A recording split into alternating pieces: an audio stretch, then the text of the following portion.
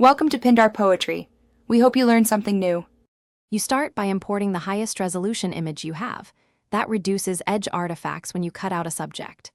Once loaded, duplicate the background layer so you always have an untouched original to revert to.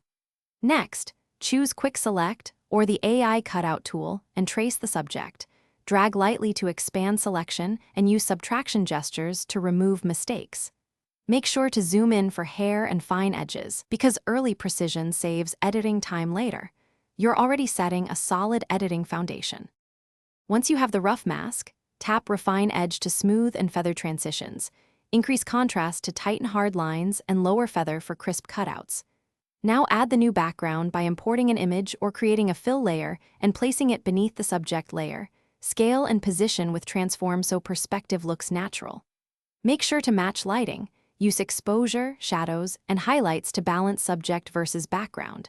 If colors clash, apply a subtle color match or selective HSL adjustments for cohesion. Finish by blending edges. Use a soft eraser or brush at low opacity to remove halos and apply a tiny amount of dodge and burn to integrate light direction. Then perform a global color grade.